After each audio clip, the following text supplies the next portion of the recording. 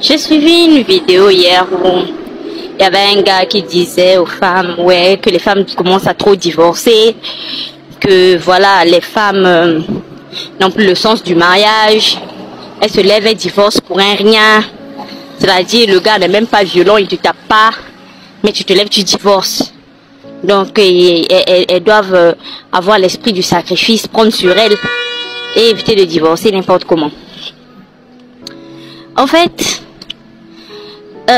il dit aussi que quand on voit les statistiques sur le divorce, en général, ce sont les femmes qui divorcent, qui demandent le divorce. Mais les hommes ne sont pas nombreux à demander le divorce. Moi, je vais tenter de faire une petite analyse par rapport à ça.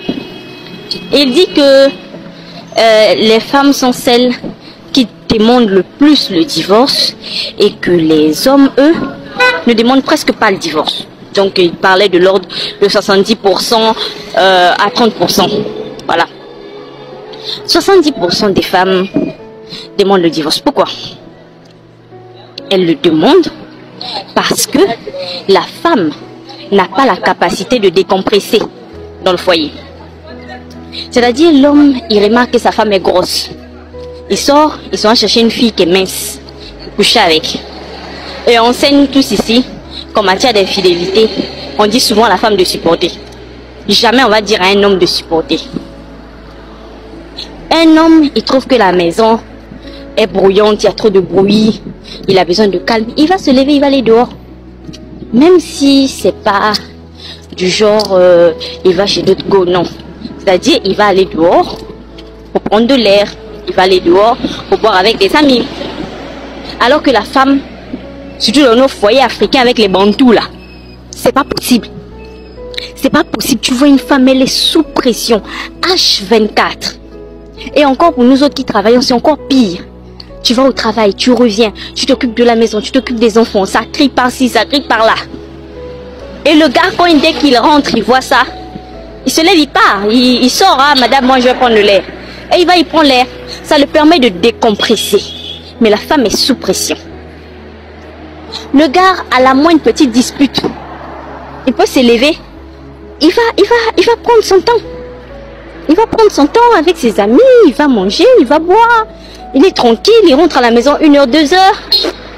C'est pas un problème chez lui. Encore, la majorité sont très égoïstes, ils pensent souvent à leur bien-être. Il se lève, il part. Et c'est la femme qui essuie toute cette pression-là. Elle essuie toute cette pression. Et le soir, quand le gars rentre, il veut voilà, que la femme fasse le devoir conjugal. Et quand elle est fatiguée, voilà, réunion de famille. Ah ouais, cette femme, elle ne fait pas bien la chose. Ah ouais, cette femme, elle fait pas ci, elle fait pas ça. Et on a, surtout chez nous en Afrique, on n'écoute jamais les revendications de la femme. C'est pas tant que l'homme n'est pas violent, l'homme paye tout. C'est pas ça. La pression que subit madame au quotidien, on n'en a rien à foutre. C'est pour ça que ce monsieur, il parlait aisément comme ça. Ouais, vous divorcez pour un rien.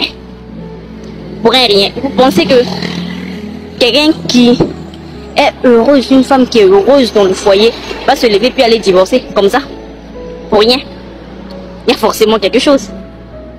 Donc, vraiment, mesdames, c'est assez triste que je puisse le dire. Hein. C'est vraiment assez triste. L'homme, il a la capacité de décompresser. L'homme a la capacité d'équilibrer les choses. Il a la liberté de sortir. Il a la liberté de tromper. Oui, il a la liberté de tromper. Et si toi, tu veux divorcer parce que ton gars t'a trompé, tu es une mauvaise femme. Mais toi, si tu fais, direct, on te fout dehors. Remarquez, la plupart des femmes, dès qu'elles se lèvent, elles sortent un peu et tout. C'est la pression. Pourquoi tu sors? Pourquoi tu fais ci? Tu dois rester enfermé à la maison avec toute cette pression. Arrivé à un certain moment, la personne explose. Elle explose, elle se lève et part. Et heureusement que le divorce existe. Heureusement, vraiment. Sinon, beaucoup de femmes seraient mortes à petit feu.